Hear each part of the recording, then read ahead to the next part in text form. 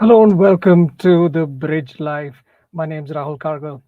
The 2024 Paralympics kicked off in Paris last night with much fanfare. As was the case with the Olympic Games, the Paralympics opening ceremony was held outside of a stadium for the first time.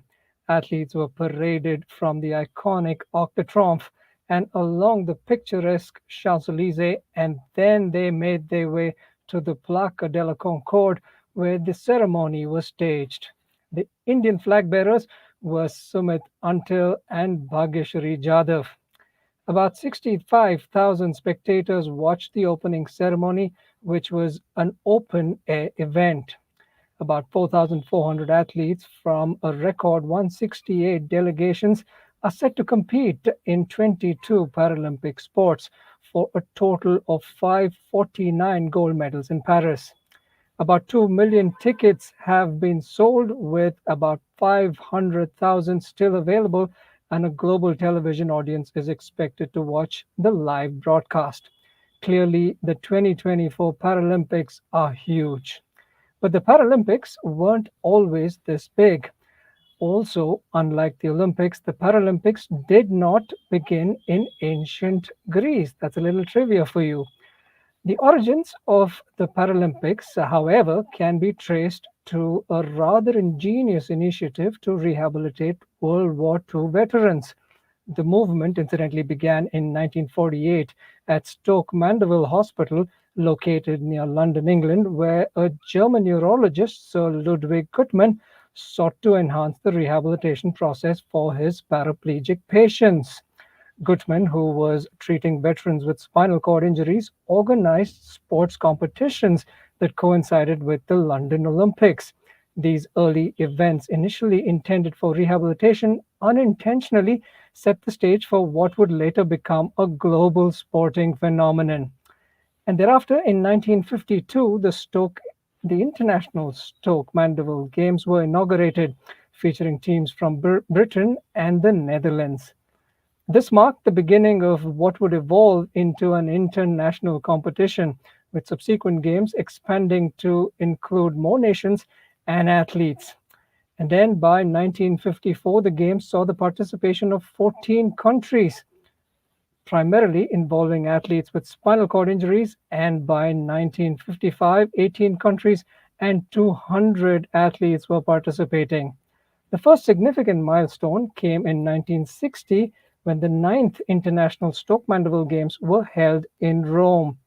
This event is recognized as the first official Paralympic Games, held just days after the Rome Olympics. It attracted 23 nations and 400 athletes competing in wheelchair sports, including basketball, athletics, and swimming. But it wasn't until the 1984 Games where the term Paralympic Games was officially used and approved by the International Olympic Committee. Remember, prior to that, from 1960 to 1980, that is, the Games were officially still known as the International Stoke Mandeville Games. The Paralympic Games continued thereafter to grow in scope and significance over subsequent decades. The 1964 Tokyo Games introduced new sports such as para powerlifting and wheelchair racing, although athletes had to use regular wheelchairs rather than specialized models that we see today. The 1968 Games, held in Tel Aviv, Israel, saw the debut of women's wheelchair basketball and new events like the 100-meter wheelchair race. In 1972, the Games in Heidelberg, Germany, amputee athletes were introduced. Also, the establishment of sport-specific committees paved the way for future classification systems for different disabilities. Thereafter, in 1976 Toronto Games, we saw another historic development with athletes with visual impairments and amputees participating. New sports such as goalball and expanded wheelchair racing distances were added to the Games roster. Additionally, the first Winter Paralympics were held in Sweden in 1976. And in 1980, the Arnhem Games introduced athletes with cerebral palsy and new sports like sitting volleyball. And then in the 1984 games, which were held in New York and Stoke Mandeville, we saw the establishment of classification systems for various disabilities for the very first time. And then in the 1988 Seoul Games at South Korea, there were significant developments in the form of the games being held in the same city as the Olympics and featured standout performances, including Mustafa Badid's dominance in wheelchair racing. A landmark moment, however, came with the founding of the International Paralympic Committee in 1989, which helped formalize and consolidate the Paralympic movement. In the 1992 Barcelona Games, this was historic for multiple reasons. For there was extensive media coverage, and this was historic also because new sports like wheelchair tennis was introduced. And in 1996, at the Atlanta Games, athletes with intellectual impairments were included to showcase a broader spectrum of capabilities to the world.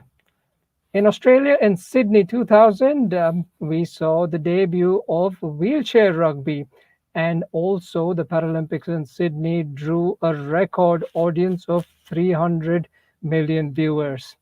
Thereafter, in 2001, an important agreement between the IOC and IPC ensured that future Paralympic Games would be held immediately following the Olympics using the same venue and facilities, something that we now see in Paris.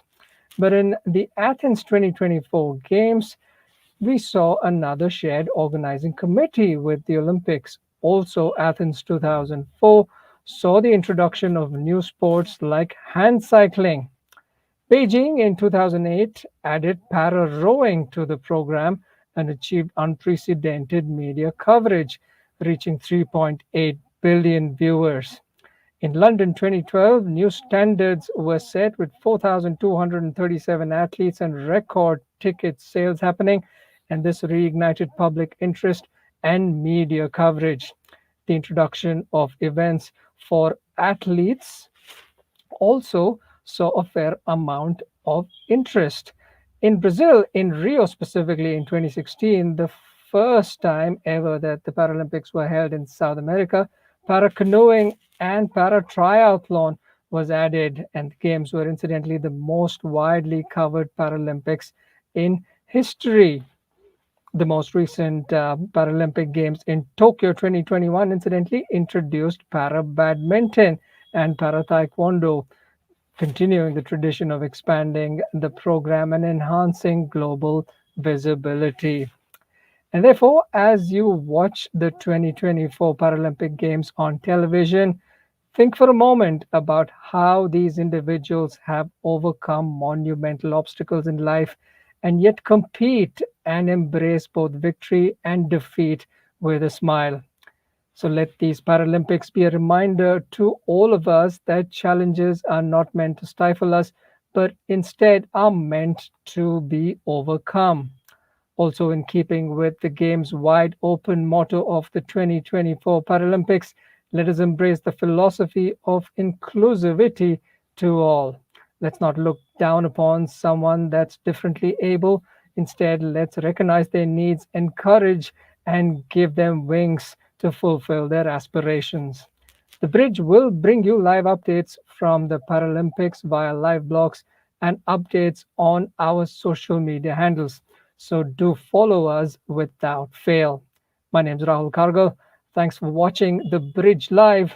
Until next time, goodbye and good luck.